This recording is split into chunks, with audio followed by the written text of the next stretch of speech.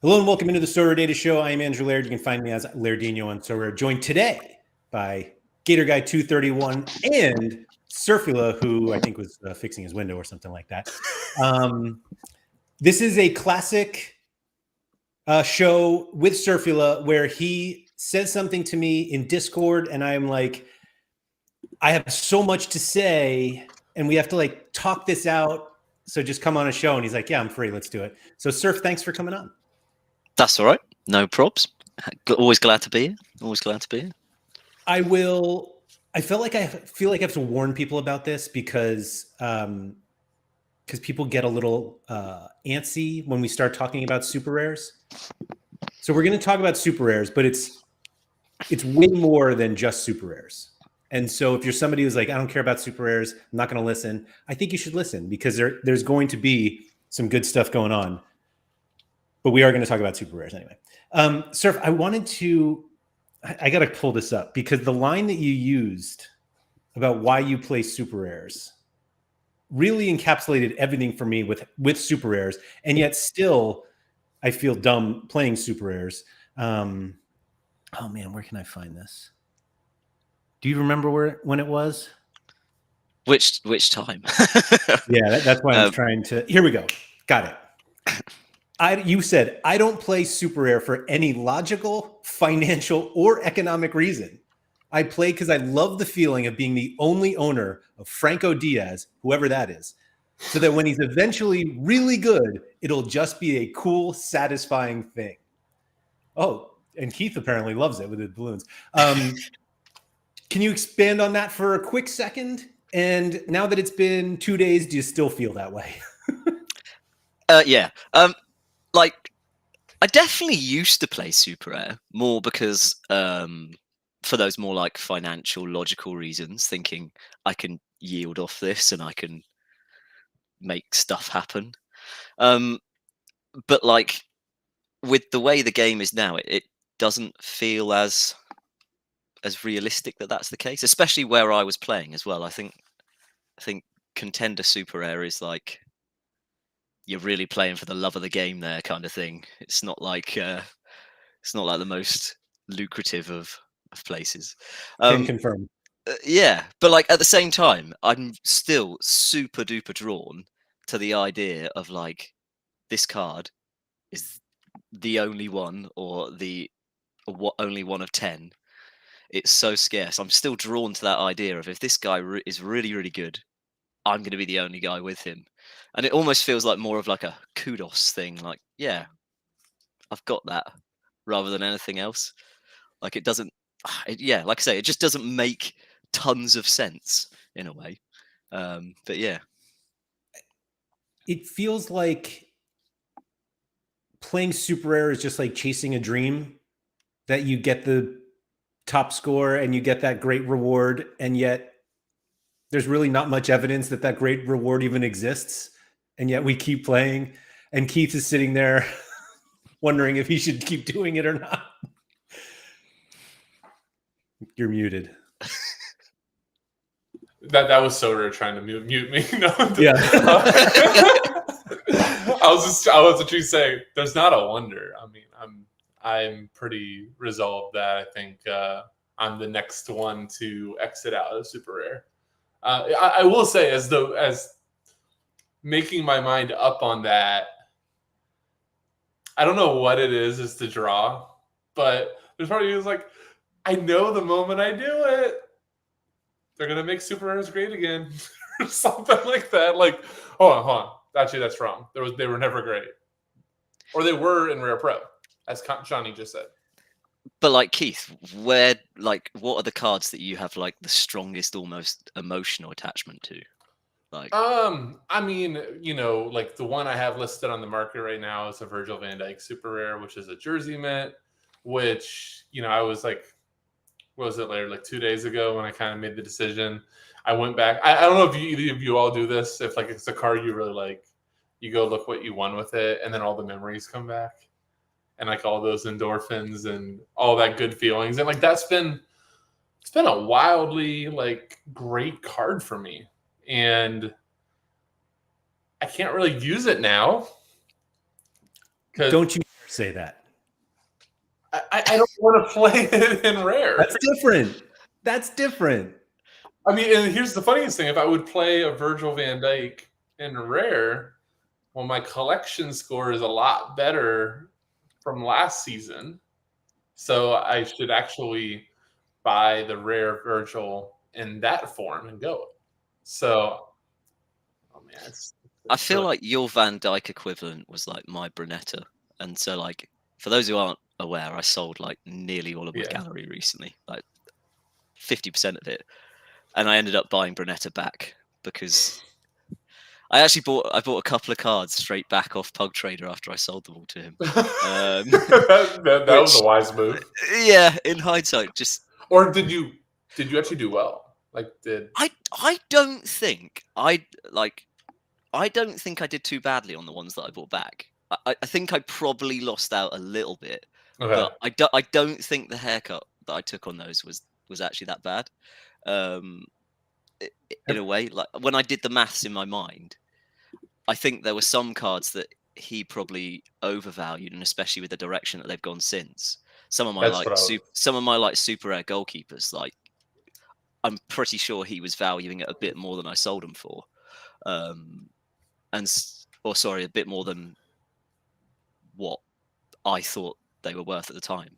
Whereas like Brunetta kind of was being suppressed a bit by other people on the market, and so I was able to buy it back. But yeah, there's now a new sub industry in Sorare that it's just FOMO arbitrage, where you buy galleries and then you sell them back to the people who don't want to do it. Well, you know what's funny is like as he was saying that too, it's like not the worst idea. You like give them the eye candy of some of your good cards that they know that you can sell, so that they take your crap, and then you just go buy your good stuff back.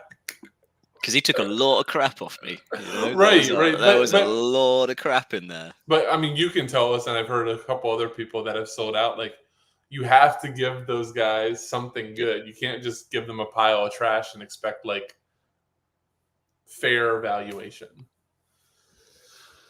I mean, you're basically adding in the extras so that they take it. That's like actually the cost. Right. Yeah. I don't want to ignore everyone here. So thank you to everybody for coming in. Limpy, first in, we are back. We'll see. Jamie said, one day early access cards to the moon and no number ones or jersey mints.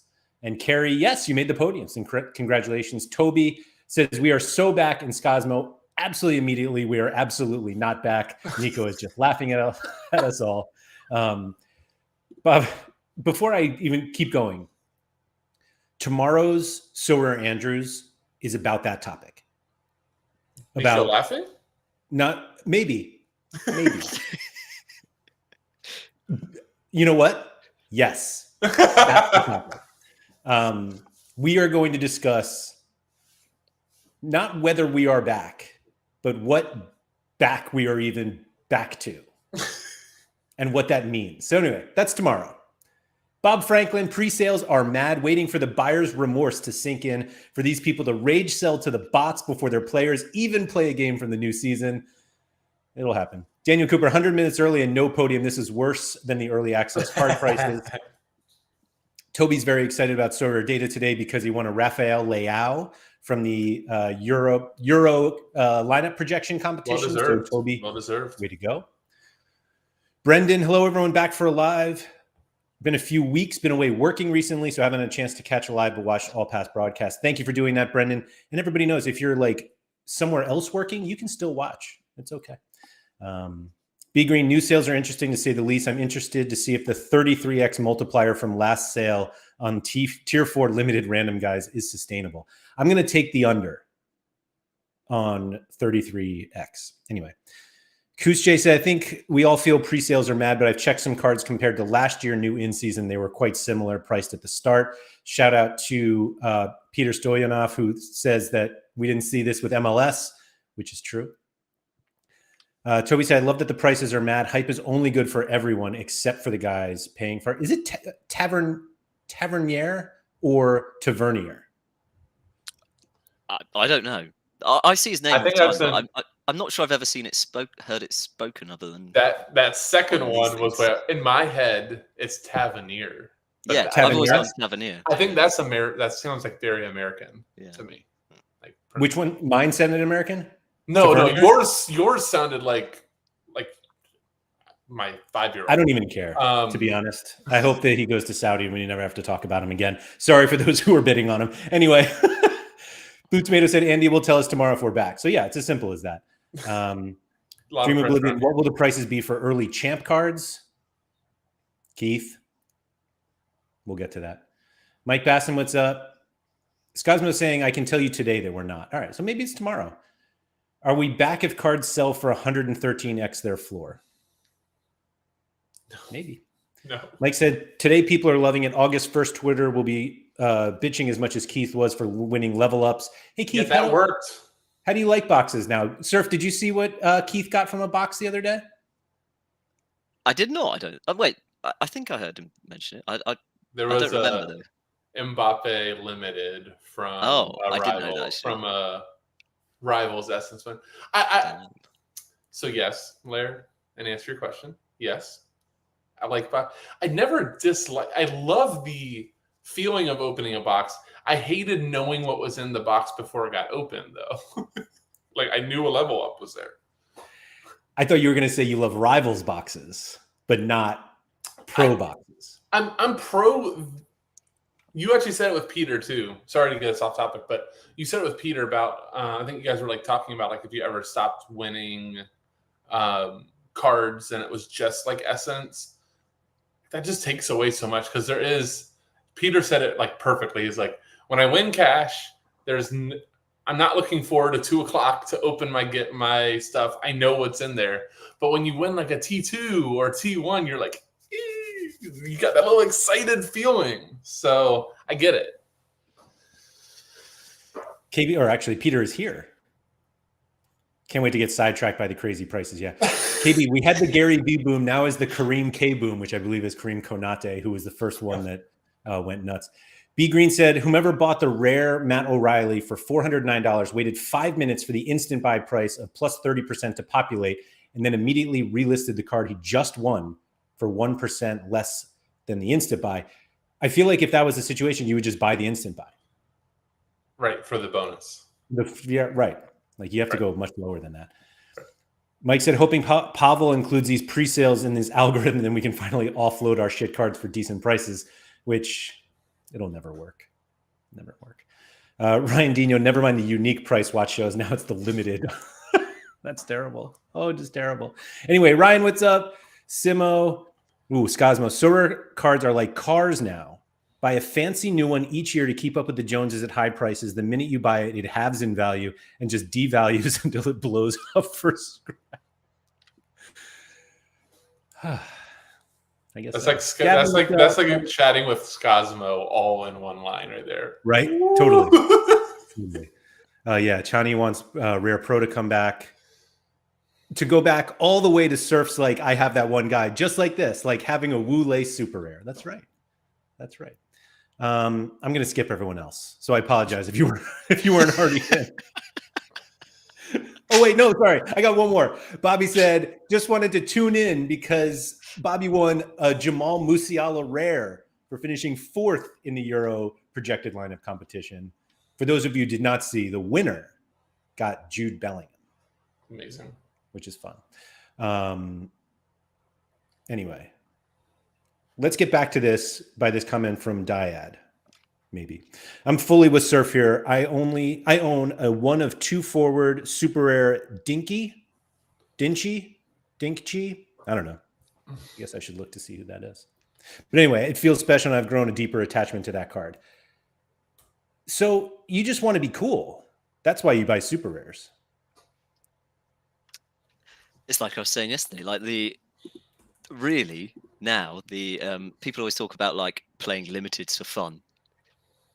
Super as a division, you got to play for fun, really for the like love of the game kind of thing. That's just what it feels like now. Sorry, quick interjection here with Jack. Tavernier. Anyway. There we go. I thought you were going to say that people don't necessarily love limiteds because of the low stakes, and if you wanted low stakes, you would just play super rare.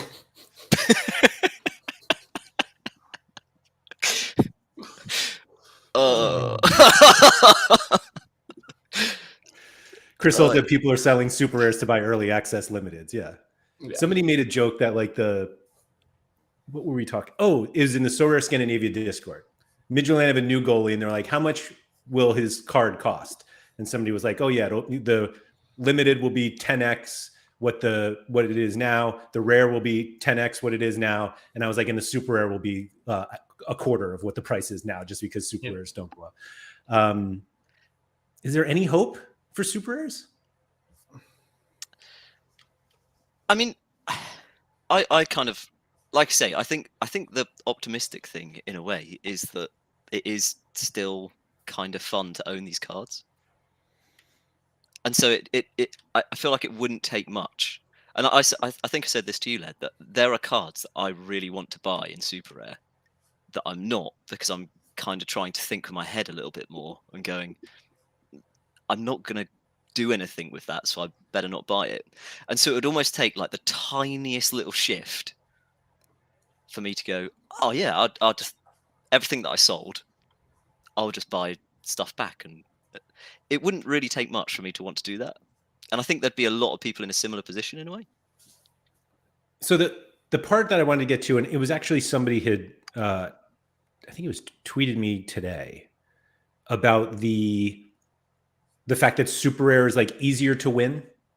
And we've discussed this before, and the easier to win really comes down to scores needed to win. Like we know that limited is the most, and we've talked about this. I think it was the three of us talked about it, that what it comes down to is because there are such fewer super rares than there are rares and limiteds, the lineup combinations that get put together in order to get these peak scores. Oh yeah, Chris. Yeah, it was Chris. That basically, because there's so many rare and limited combinations that can get put together, eventually they get put together, and now we have these huge scores. And with super rare, there just aren't as many cards, and so you won't get as many combinations. But Surf, you're like, we're gonna get close to where that the gap basically converges, where the lower scores in super rare, maybe they'll always be a little lower, but like the gap won't be as big. And when that happens, we're all in trouble, those of us who play super rare. So, yeah, and I think some of this is based off kind of some anecdotal evidence that I kind of had in my mind. But and as well, I don't think we're ever going to reach the point where everything just converges to be exactly the same. But by the nature of the game, where the maximum score is 100 for each player, there is a top limit of scoring, and the more and more cards, the more and more limited cards get kind of put in, the more limited cards that people have in their galleries, almost the closer that we get to that top limit in a way, I suppose. And that by that logic, so say I was trying to use the example of like the Belgian league, I think was like the first league, wasn't it? And just thinking about like who was a smasher back then. If you wanted to build in the first year of Sorare, if you wanted to build a rare lineup of the 5 best players, let's say they were Butez, Lukumi, Vanaken. Yeah, Vanaken, Verscharen, and Gianni Bruno. Yeah. Let's say you wanted to build that rare lineup. It might not have been too difficult because there were 100 of those that you could have bought. But if you wanted to build that in super rare or even unique, that would have been nigh on impossible in that first year. And so that week where that lineup is perfection and goes off, there might have been 1 or 2 lineups of that in rare. There were probably none in super rare or unique. Right. And that as the years go by, it gets easier and easier to put those combinations together, because when you look at, like, especially it's true of the unique market, I think, is the uniques are like, if you look back at like the first year that the real champ cards came on and there were those big auctions for like the first Mbappe and stuff, having like the Mbappe with those other best champ cards that were also going for big money, different people were winning those, or if the same person was winning them, only that one person had those cards in a way. Whereas now, actually, it feels to me like some of the big unique players now have multiples of those kind of cards in a way, and things like that. And so my thinking is that over time we might get closer and closer to the point where super rare scoring gets closer to limited and rare in a way. I think people who don't play super rare really don't appreciate the lack of liquidity, and any talk of liquidity when it comes to super rares, like 95% of it is that there's none, and it's because people like are trying to sell cards and nobody wants to buy them. But there is that part where like there could be a card that you really want and none of the people who have them are willing to sell it. And if that does not happen really in rare and limited, maybe it happens with like new season cards early on, but even still there's someone who is going to sell, usually, certainly in limited. And that's really whenever I hear like it's easier to play super rare, and it's like, okay, go get this card. And if forgetting about like, you can pay whatever you want, if somebody doesn't want to sell it, or if and obviously we're getting to a point now, particularly like with those Belgian cards, like I would imagine, trying to see how many like super rares Hans Van Aken has. Like he has 53. That's probably one you can get. But there are plenty of players that have not been on the platform that long. And if you want one of those super rares, you can't necessarily just go out and get it. Like that was the point with your Brunetta, right? Like, aren't there only a handful, literally like a handful of Brunetta super rare forwards? Right. Yeah. And that's like a cheat card. Yeah. And so that's like, that to me is the kind of card that I kind of want to own in super rare now a bit, is those cards that I feel like I can still get a yield out of that Brunetta in season if I decide to play it in a way. In terms of, that just feels like the kind of card that I want to use as one of my 2 in-season ones, because so few people are likely to be kind of playing it there in a way. But plus, not that I really play that much. End season getting forwards, they're trying to go to like a smaller player pool. It's not as easy. So on that point, sorry to cut you off there, Keith. I just looked it up. There are actually more super rare forward Brunettas than midfielders. But there's still not that many, period. I mean, what's that? What's 6 forwards and 4 midfielders? Right. So 6 on the whole platform. Like, right. That's still crazy. Right. So if he is the best one, right, not everybody can get him. Especially for the summer, which is ending. But what I was going to say, what you just hit on there, Laird, is like, I miss that so much. Like, when you were just talking, all I was thinking about was, you remember this, Laird, Surf, I don't know if I ever did, but decided, I think like 2 years ago, I needed a Teddy Tuma super rare. And I sent out like over like 40 messages. I finally get like a dude responds back. He's like this is like crazy to think of right now. Anybody that's on the platform that just joined will not understand this. The guy responds back to me, well, if you can get me a Brandon Michelle super rare, I'll make this work. Okay, done. Now I'm messaging every owner of a Brandon Michelle super rare. Will you sell me yours? And I had gotten like 25 declines for a Teddy Tuma super rare. I don't even know if there's that many. It felt like that many. And now I'm doing Brandon Michelle. I finally get a guy, and he's like, I'll sell it for this price. And now I'm calculating, okay, here's the difference. All right, I'm paying 2 ETH between the two. All right, let's do it. And then I go back to the guy after I get Brandon Michelle. I got it. He's like, oh, price just went up. I'm like, oh, how much? I'll pay it. Because this card was so hard to get. And then once you got that card, holy cow, like it felt so good. And I've made this comment to you and to Tuggy. I don't know if I made it to Surf, but here's just the reality. And like, I don't know if this is like older, so rare story or just in general. I haven't bought in a rare or really a limited, and like couldn't wait to get to my computer to Discord to go, Laird, look at this. Sean, look at this. Like, Black, look at this. But when you get a super rare that you worked your ass off for, you can't send enough DMs to your friends and people that like, you're like, check this out. And it's always a super rare. It's not a rare. It's not a limited. It's a super. Your Teddy Tuma story though, Keith, like I've always wanted, ever since the very first auction, I have been involved in nearly every single auction for a Valentin Gomez, the guy who was at Velez, who should now move to River. Okay. And the price alert finally happened for me yesterday. And these cards have been on the platform for like 3 years worth of LS cards that he was released in, or 2 years. And I remember, like, at the time, being involved and sitting there, and I think I like bid it up to like 0.4, and it ended up going for 0.6 to I think it was to AJ at the time. And like finally last night, I had a price alert come up. I was like, oh, I could get one now. And did you?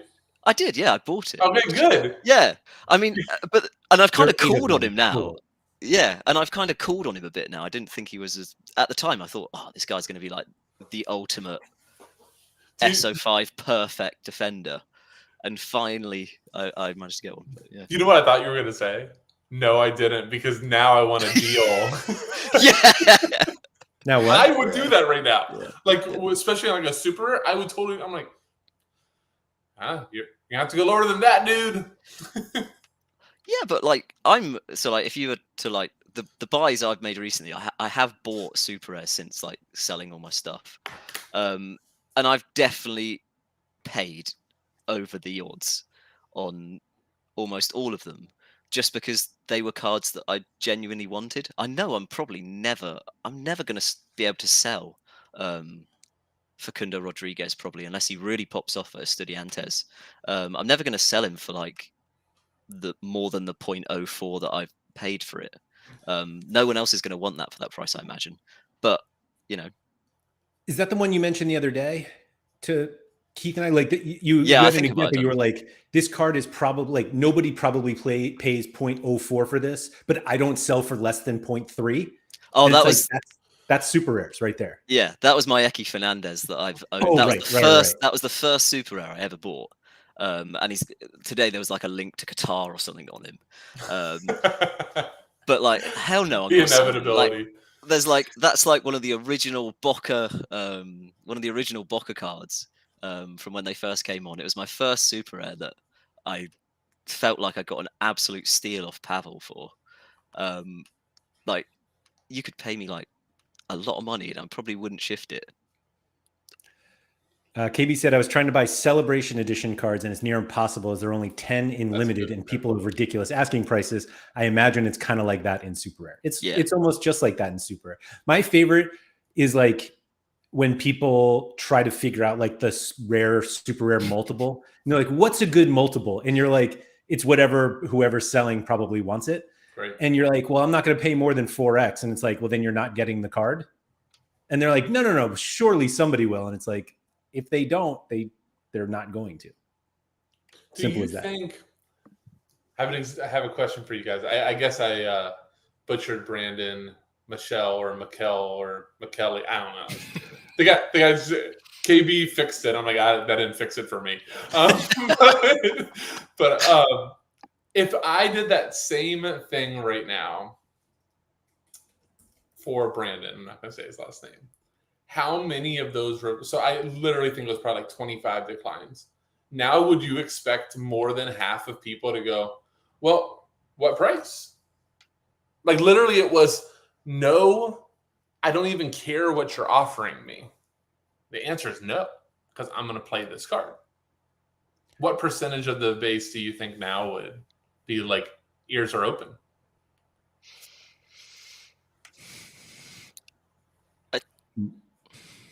I reckon you might find that quite a few are in dead accounts. Ooh. Maybe. Also true. Which might affect things. But, I think people would be more. I think you'd find a lot more people who are open to selling. I would assume everybody is more open to selling. Yeah. I think I'm trying to think of how many people would actually even just like shut you down. I think almost everybody would be like, well, what are you paying? Or what are we thinking about paying? I don't disagree. I think every single card holder probably is like, yeah, what do you got? I'm listening. What's up? But I think that there's like, also no way. There are also enough people who like other users who have it listed and they look and they're like, oh, I wouldn't sell for that. Like the biggest problem right now for super rare people is like the price is almost so low that it's not even worth selling it. Until you look at 2 months later and like, oh man, that price 2 months ago looked pretty good. Yeah. Also, not wrong. The real no said Gomez is gonna be great at river surf. Don't worry. I love the fact that, by the way, if he would have just written Valentin Gomez is gonna be great at river, I've been like, oh, there you go. And then he writes, I'm sure. And I'm like, there's I'm more skeptical because you said I'm sure. It's like he's reassuring me a little bit. He's trying He's supposed to. Like, the total opposite. It'll be good, buddy. Yeah, it'll be great. I'm sure about it. He just listed his super rare. He has another one. It's like I just seen this guy buy it for 0.07. I'm putting mine up. Yeah. So my favorite so rare thing right now, like if you interact so rare on Twitter, is the people that will go, blank is getting a great move. He's going to be a smasher next year. And then you go look it up and you're like, oh, that guy's selling. Cool. That's not and still nobody's buying. This is a great point from Mike. It takes one sale in super rare to completely switch people's opinions on a card's value. I'll throw him under the bus. The one that drives me the craziest is Tom C. Tom C somehow has won every super rare I've ever tried to sell and somehow sells for more than whatever I end up listing it for. It's wild. Just absolutely wild. But it's true that like, and it's both ways. Like you're like, I think I could sell this super for like 0.1. And then you go and like the last sale 3 days ago was like 0.13. And you're like, oh, I can sell it for that. Oh, yeah. It's just never that. I think I would believe that. Chris's question about have divisions made things harder for super rares, and this is something I was because Keith, you were sort of mentioning earlier about like how people have like more. It feels like people have a lot more lineups that they're excited about than anything else, and I feel like divisions is part of like this wider movement where the game. I liked super rare and I liked playing super rare because it felt like football manager on like steroids, you know, like I needed to scout hard. I needed to really, it was like we say, it was hard to find cards. It took negotiation, and like playing the game in that way and like having a tight gallery and stuff is so much more difficult now, with the way things are, I think. So to follow up on that, and I think this actually works against the score convergence argument that so basically Keith was saying that previously he would have like one lineup. He would have a lot of lineups in a game week, but like he would have one. It was usually All-Star Rare Pro that he was like super excited about. And if that one didn't hit, it was like whatever the other ones did probably wasn't enough. And it feels like people now have like 4 or 5 or 6 lineups that they're like really excited about. And I think I told Keith, I think the reason is because of the drop in prices, it's easier for more people to get really good cards. And the one that was coming up today, like a messy rare is like in season, I think sold for $200 yesterday. Don't tell me that. Sorry, Keith. But so more people on the platform, I'm not saying everybody can afford that, but like more people on the platform can afford that card. And whatever the limited was, I probably paid 5x that for a limited Messi. Right. But more people can afford better cards. And so just what comes from that is people are putting out better lineups. And I don't think we're seeing the same thing in super rare. That sure, you can get better ones, but like the best ones are still the best ones. And those are actually not as spread out as they used to be. So, but maybe that's just, it's not even anecdotal. Maybe I'm just wrong, but it does feel like like the great super rares are still like kind of consolidated amongst like the biggest so rare managers, and it doesn't feel like that in rare and limited. Yeah, but like I think we've reached a point though where like there are a fair few super rare managers. Like I always like to use the example of him. I know we're talking about a bit, but Coops with like his challenger and contender stuff. For him to improve on his challenger and contender stuff, I don't think it's kind of possible.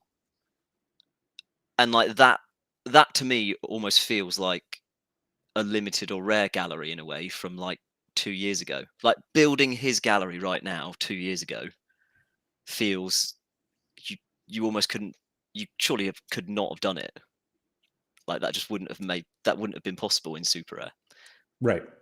It looks like a rare or limited gallery, and I think there's just a few more galleries there's quite a few galleries I think that kind of look a bit like that, like you say, which is a strange situation.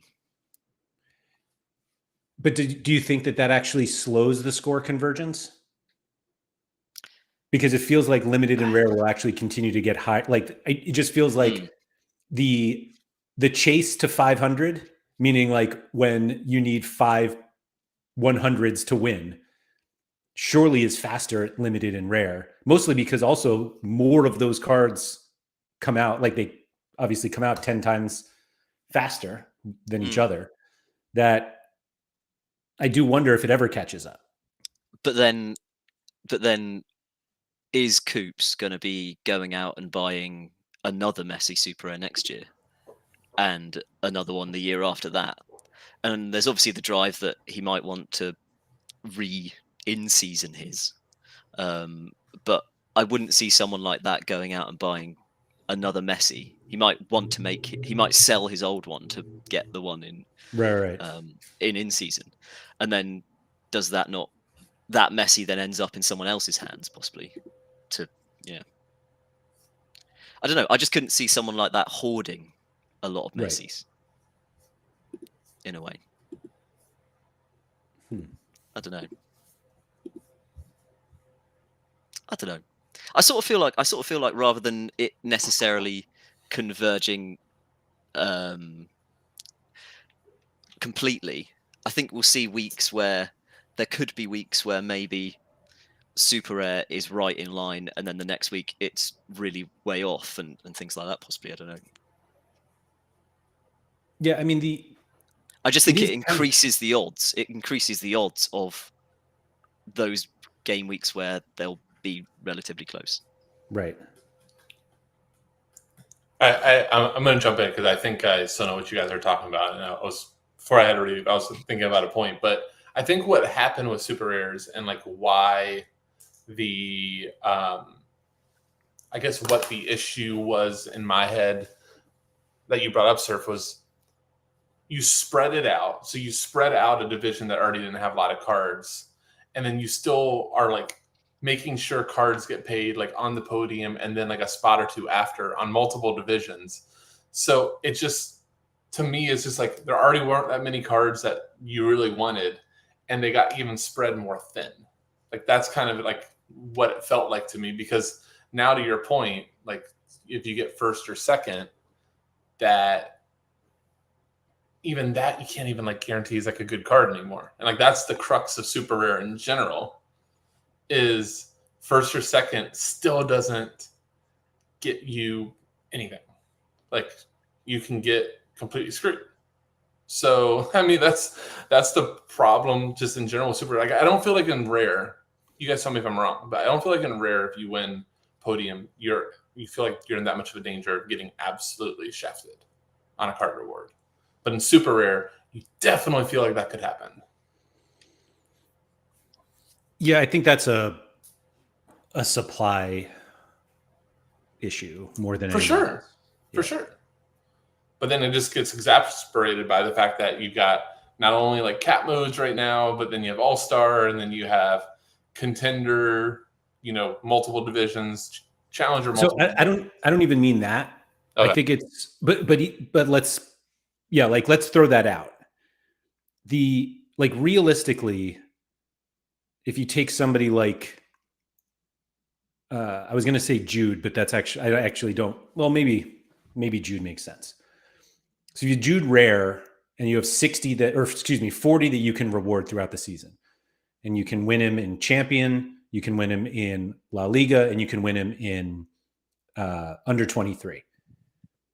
Every single game week, you have a chance to win one. The problem is we have the same number of super rare contests as we have rare contests. So you have throughout an entire season, the same number of opportunities to win Jude, except in one instance, you have 40 possible cards you can win, and the other is 4. And so ultimately, like, you can't win that. Like, they're just not going to happen. There's only 4 chances all year to win one. And he's probably like an extreme because he has like the 3. But you take any well, I guess Messi. If it's Messi, then it's like just Challenger, forgetting special weeklies and all that. But like you have 40 opportunities to win a Messi rare over the season. And in the same number of opportunities, you can win 4 super rares. And so the odds, just in terms of like entries to possible rewards, is so much smaller. And did you say this on Monday with Peter? I'll go ahead and read that. Speaking of Peter, who said there are fewer players considered star in tier 1s compared to rare and limited. Well, that's the problem too, is they changed for tiers. But did you guys bring this up, or was this like a Scosmo idea? To just essentially say in like super rare and unique to get rid of the card rewards?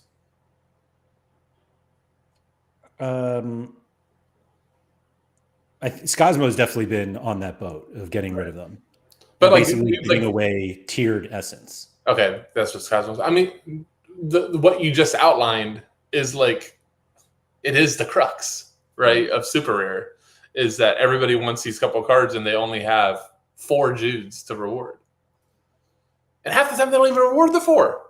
It's like 2 or 3. You get to the. I don't think that's going to happen anymore. But in past years, there's been Mbappe super rares that don't get minted. Yeah, so it came with the combination of getting rid of card rewards, but then having like exactly how much essence you win per spot, right? So that eventually you can craft whatever card you want, but you're not necessarily getting right. So I don't. And like, I feel like as well, I know people always talk about the there's no progression between rare and super rare and things like that, which I know we've talked about before, is a bit of the idea of progressing was always a bit of a nonsense concept anyway. But like, I feel like an incentive to progress is something that feels like is missing. Like we were talking about it earlier in terms of how people have more lineups, and there isn't really an incentive. There used to be an incentive, like people like Pires and people who had these really tight galleries in super rare and things like that. But there's no reason to build a gallery like that anymore, because if you want a better yielding gallery in rare, you're probably better off now just buying up more competitions rather than going. Whereas it used to be like, if I want to make more money out of this game, I should probably just buy myself some super rares and play super rare threshold. This isn't me advocating for the threshold now, but it felt like I'll do that in a bit. Yeah, I want to make that jump up to I want to make that jump up to super rare so that I can yield more from that. Whereas now it feels like you're better off. You have to really establish yourself in a scarcity before you should probably think about moving up. And there's so many ways to. I mean, that's kind of been a top topic for a while, like progressing out versus up. And now we just have like so many opportunities with multi-entry, classic versus in-season. Like realistically, if you are starting with one rare lineup, you are years away from progressing out enough where you have to move up. Yeah, because Pires used to have that gallery of it was something like 10 super rares that he would kind of move in and out of a bit. And he would essentially put out like 2 lineups a weekend. Yep. His main one being in U23, his main one being an All-Star, and then it would be like, oh, when it hits, that's amazing, and it would hit pretty regularly. But then he would probably also have a fair number of weeks where he just would get relegated, and then wouldn't have that opportunity to kind of hit big. And so it really suits to have depth and really establish yourself in a scarcity now. Do you know what's funny about what you just said there? Kind of going back to the one point. I don't think there's a purist left. Like somebody that's just working off like 10 cards. Or we would go, why don't you have more cards? Like, the argument for an efficient gallery, I think, disappeared long ago. Like there's really no reason for it. Oscosmo says Quick does. Does he still play? I thought that's a name I haven't heard in a long time. Yeah. Does he play? Because like I obviously dropped right down. I've only got 28 super rares now. He's I was on like, his way out. I'm gonna play Cap 240 with it for now, and then I'll just. Well, cap modes. Let's be real. Cap modes were like a big reason that the depth was nice to have. And now, but like I'm kind of in this situation where I'm literally like I say, I'm literally playing because I like the cards that I have, and I like playing the game rather than ever thinking, yeah, that's what I'm gonna do. So here's an admission, because maybe it's just a little bit too soon. That's cool that he just the problem is just you have one guy that gets hurt. Yeah. So it's U23 super rare basically right now that he's playing. Well, also listing every single one of them. Well, I think that's the point. Quick I knew he always would have his stuff up for sale. Yeah. And that's actually a really good way to play until you get all of a sudden 600 cards. You're like, oh crap, can't do that anymore. I forgot what I was gonna say. Oh, I was gonna say here's a behavior that I can't get over, or I can't get past. If I all of a sudden like a guy, I still uncheck limited and rare right away and just look at super rares. If I go look, I'm always to super rares. Because for the longest time, we progressed and we wanted to keep progressing, and that was super rare. So the habit that I never thought I'd actually do and did literally the other day, not a habit, but I wanted to basically speculate on a transfer to somebody who is coming to a team that I have other cards from. And the rare card was listed for like $6 or $7 RIP. And I bought the super rare instead for 30 because I was like $30. I realized that's like not nothing, but I was like, and even I didn't even care about the multiple, but I have somebody who's going to Copenhagen, supposedly going to Copenhagen, definitely maybe. So it was like, I have players from Copenhagen in rare and in super rare. So I bought the super rare knowing I could play it in rare if I wanted to. And that's the only way I'm looking at super rares now.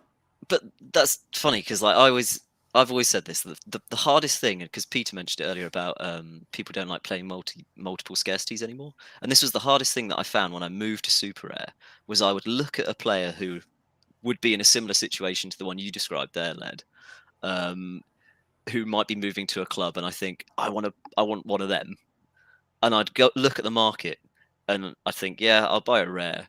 And then I would always think, I really wish I'd bought a super rare of that now. I really wish I'd bought that. I literally did it the other day with that, like I was saying earlier, that Facundo Rodriguez, where I looked at the market when I saw he was linked with Estudiantes. I bought the rare thinking I'm going to start playing rares now, and then was like, but it just doesn't get me going in the same way that it would buying a super rare. And so I just then was like, I'll set price alerts and just hope someone decides to list seeing me move on a couple of rares, hopefully. And thankfully they did. So blues are just sexier. It's just they are. Yeah. And they're scarcer. And the juice, though, just isn't worth the squeeze.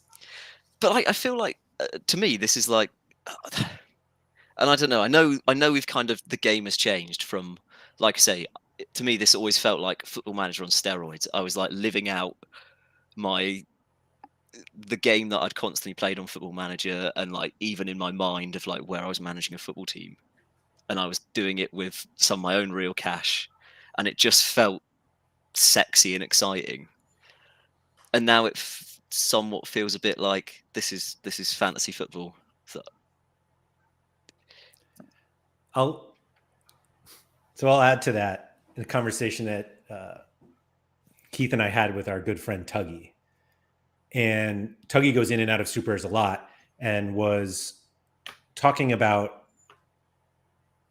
what, buying more of them. Because Keith and I are like, why are you doing this? This conversation happened right after he decided to sell all of them as well. So this is a back and forth process. But what came from that was, and Keith kind of said it exactly how I would have responded, except that I asked the question, because I was like, why do you want to buy more super rares? And he kind of explained it to us, and it's kind of it felt very much like what you say to like convince somebody of something you don't actually believe. But Keith was like, I would have completely accepted you just saying, I just think super rares are cool. And if that's the case, like, who is somebody else to tell you, like, no, they're not? And you're just like, I think that, I don't care what you think. I think they're cool. I want to play super rares, and I'll do that. And frankly, if you want to go play all super rares in the rare division because they're like, oh, the rewards are more liquid, and you're just like, I think super rares are cooler, I'm cool with that. Go nuts.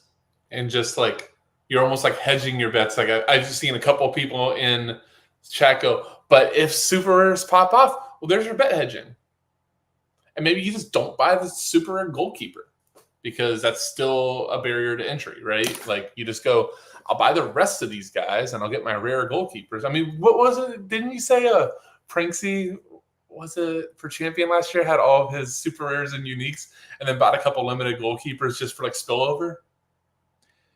I think so. If he didn't, it sounds familiar. Yeah. I think I'm almost positive you mentioned that. But I mean, it's like, it's viable. but I don't think super rare goalkeepers are even really that much of a barrier anymore. Shows how much I've looked, sir. But honestly, like, I was gonna say, Surf, you're wrong, but keep going. My last, I bought a William Yarborough, and that broke me. Yeah, but so like I say, I've bought a couple of super rares recently. They're not really elites, and I've definitely overpaid, whatever. But like, there are starters in Argentina in Contender for like 0.06, and like when I was selling all my stuff, seriously, when I was selling all my stuff, I decided I thought, oh, I could sell all my stuff. I'll step down and I'll buy myself like an Argentina stack for the Copa America. And I thought, I'm going to buy an Emi Martinez rare, and I'll play that. That'll be fun. That'll keep me occupied for the summer whilst I'm not really playing. And was like, hold on a minute. This is literally the same price as buying an Armani super rare now. Whatever it was at the time, it was literally the same price. I was like, my whole plan was to like sell a bit, take a bit out, put a bit back in, and I was like, if I bought this Argentina rare stack, like I would be paying, I'd basically putting everything back in, and I was like, this kind of can't happen almost. So that's partly a contender champion thing as well, I know, but yeah, the playing super rares and rare as like a hedge to like in case super rares get good reminded me of Axa, who used to play a while and would only buy one-ofs and jersey mints before there was any collection bonus. And Axa always paid more for those cards because people realized that you could sell them for a little more. The multiple is probably higher now, but that was like such a clear, like, I'm going to pay more because I like those, and I think they're going to be more valuable later. I think he left before collection bonuses, though, which, and frankly, it's not like he had stacks or anything, but maybe he would have done it. Like, meaning, I don't think he would have built like collections. Maybe he did. He did time that exit quite well. I love Scott. Scott has like a Hall of Fame of exiters. He's like, there's the guy. That's the one. That's the one. He, like, everyone who has left looks like they had the best exit, though, is the problem. I mean, in my head, I don't have the Hall of Fame, but in my head, Pires still won. Yeah. That was a guy that, what was it, like, the day of the Prem, he's like, all right, guys, enjoyed it. He was the only one who actually did it. See ya. That we were all like, we're going to be rich and sell all our cards when the Prem comes. The Prem came, he sold. And we were all like, what are you doing? I think he went like at the same time as like, because there were a couple like, there was that like weird day, wasn't there, where things kind of crashed quite hard. I think it was like it was a couple of days after. Yeah, it was like one of them, was it one of the big French guys kind of went, and then lots of people kind of followed. And I remember Pires going in that, and I remember thinking like, what are you doing? It's all going to come back up in 2 days. We've seen this kind of dip before where someone big decides to sell. And I remember thinking like, no, you're doing this wrong. Yeah. And here we are with our dick in our hands, just talking about Sorare. Yeah. I do want to spin back to like a little bit of positivity before we end though. I do really think though that we are, at least for me in supers and hell, even in rares right now, I know everybody in Laird, you've kind of championed, you know, you can actually calculate your ROI and like figure out if you're good at this game. I've gotten officially to the point in the game is I just want to play. Yeah. And be able to have something to follow and hope that the cards that I win like add to more enjoyment. Like could be like a card that I can learn something about. Like, there's this random dude for the Chicago Fire. I won as I think like as a tier 2 or 2-3. Had no idea who this guy is. I'm like, I think I remember him taking a corner one time. All of a sudden I look at him like, oh my God, he's on this heater. Who is this guy? And then you start digging a little bit more. And that was like the fun of Sorare. Mm-hmm. For the longest time was like learning the J League, learning Juniper. Me learning it wasn't Jupiter. Was never part of the fun, by the way. I went through a stint. I told you. I sent you Fukumori, man. That was like, that guy. By the way, Surf, I don't know if you know who Akito Fukumori is. I know he was that like right back who took sets, wasn't he, or something? He was a left center back. Left center back. Yeah. And he just came into my head recently, so I checked on him. He's in J2, just absolutely smashing his face off. Yeah. Just like all dark green and blue on sofa scoring. You're like, did you look to see if they were even remotely close to promotion? I did not. I don't care. I just want what's good for that man. I mean, you started the show by asking like emotional attachment. That's one of like my first rare cards, like my first ever guy to get 100 as a rare. I can still remember like pushing my son in his stroller. Pram? And, like it was oh no, that's push him out of the pram. But it was like my first ever threshold. He hit 100. I won Scott Caldwell, who probably is retired now. Yeah. My first reward. I can still remember winning my first reward. Like that's like the buzz. And so, I think the hardest thing about this game right now is just trying to just go back to the enjoyment of it with where the stakes are. And it's kind of cool if you can get out of some stuff and just beat some more that you like and have players that you like in your gallery. I think that's completely okay. Really do. Yeah. I mean, that's kind of what I've tried to do recently a bit, is I've just bought, I kept cards that I really, really liked. And now... And bought back the ones you mistakenly... Yep. Yep. But it kind of means that I never have to think. Like, there were times where I really hated not winning. When I had that kind of big contender gallery, I really, really hated not winning and not gaining anything out of anything. And because I never cared about... Sounds like it always sounds wrong, doesn't it? Say I never cared about the money I had in Sorare, but like the money itself wasn't like a great source of stress for me or anything like that. It was it was there. If Sorare had gone to 0 tomorrow, it would have been annoying, and I'd not liked it. But I wasn't going to be worried about feeding myself the next day or anything. But but it felt kind of stressful to have that there, thinking I'm not winning anything. And so kind of cutting back and going, now I can put my lineups in and just think, oh, it's just this is fun, you know. Because I as well, like we talked about it before, but I was using a lot of players that I didn't care about Wendell in Russia. I never watched those games because it's hard as heck to watch games in Russia anyway. And it was like I just wasn't getting anything out of that. Mm. I think your experience is not. It's not. I was going to say it wasn't like that popular, but it also wasn't that rare. But like people really enjoy buying cards and watching those players, and it does feel like you got to a point where you're like, oh, let me just get the best guys, and then you got them, and you're like, I don't really want to watch these guys. Let me go back to my Pedro Diaz. So or whatever his name was. Little detour, but I promise I'll bring it back to the point you just made. So I have not played a video game now since my first son was born. But I remember I used to be probably like Shawnee's content.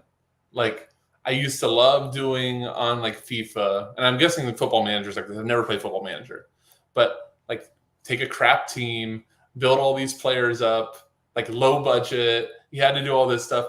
And then as soon as the team got good and you could get any players you want, you're like, this isn't fun. Yeah. Let me start over again. And it's really so true. This game feels like that sometimes. It really does. Like, you know, like you just can remember your first couple of threshold sweats and like the players you had to attack this game with when you started to where we are now. Like, those. It would be cool if there was like an easier way to hit reset and go, all right, let me start again. Let me see. All right, let me buy this, you know, for last year. I don't know who the promoted teams are. Let me buy this Luton stack. Just let me get Alfie Dottie in here. He got 27 crosses last game. That was fun. I'd like to finish on this question from Scosmo here. If you were those guys today, meaning Axa and Pires and anybody who left, given the money taken out on exit, would you buy back in today? Yeah. Well, I wouldn't. I'm not sure I'd put it all back in, but you certainly wouldn't have to get the same players. No, I'd do what I've kind of done now. Really, I think. I mean, I'm in a funny situation in that the peak of my gallery was probably a bit later than everyone else's because I just had that crazy run, basically this time last year. Yeah. And so my peak was probably just after that. And so the best time for me to sell was probably about October, November last year, really. But yeah, I would just like to. I like playing the game. I really do. I love this response. Maybe tomorrow. Definitely not today. Trying to catch that falling knife constantly. So there's going to be an unpopular answer for the stream, but I don't think so because.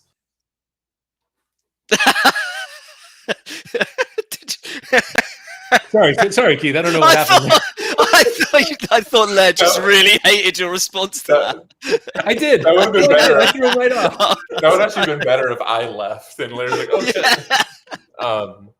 No, I think there's something to like. I was actually talking to Peter about this a little bit, but I'm definitely like my personality type is like once I'm out of something, like or even like a player. Once I sell a player, they're dead to me. Like I haven't looked back at them again. And I feel like Sorare, I love it so much still. Like it still gives me great enjoyment. You know, I'm an MLS guy, so I love tonight's a great night because I can play MLS DFS and I have Sorare, and I'm just like getting buzzed notifications, and that's just cool. That's just that dopamine rush. So I still really enjoy that. What's that? What a time to be alive. I love MLS season. I love having both parts. I love having the DFS and I love having Sorare going for it. Like, but if I were to sell out, I would just be like, cool, I'm done. Next chapter. What's the next hobby?